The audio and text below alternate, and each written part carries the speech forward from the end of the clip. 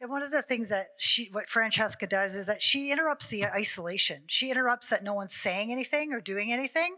And just by opening that door for that conversation, it makes a big difference, right? So just reducing that and having that ongoing communication can make a big difference, right? So again, we may not know if our neighbors are isolated, right? They may be sitting alone with their own fears or concerns. So how can we do that? Again, it's like holding a backpack. How can we reach out for safety and respect with both aspects, looking after that person and looking after how we can be strong and be supportive with that person and listen, right?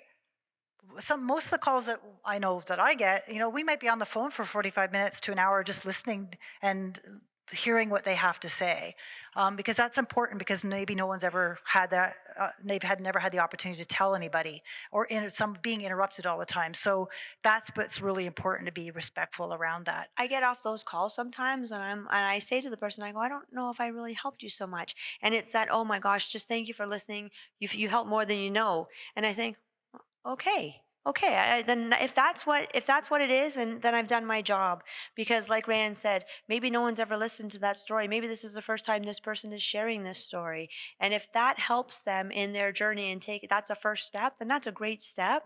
And if I can assist in that, perfect. So then you need to call me back again, and then if you're ready to do something different or make the next move, then I'll do my best to assist you. We don't know all the answers. I don't claim to know all the answers. I've been on the phone and I tell people, like, I'm not sure, but let me get back to you. All right. Because I work with great people.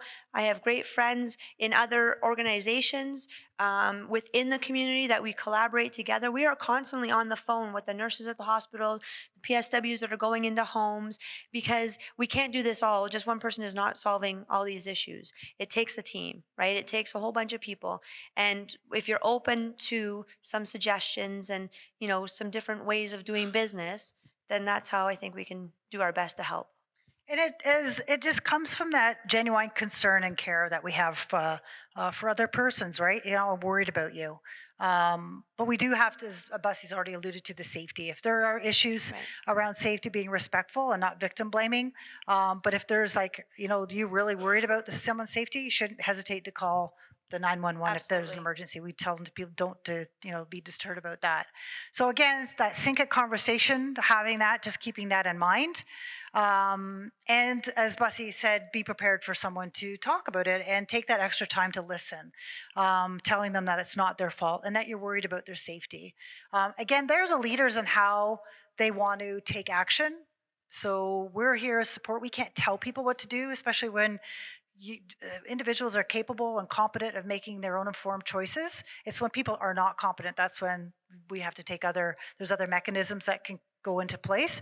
But at the end of the day, if you're capable, there's no difference of if you're 21 or you're 80 and you can still make your decisions. I can't tell you what to do, right?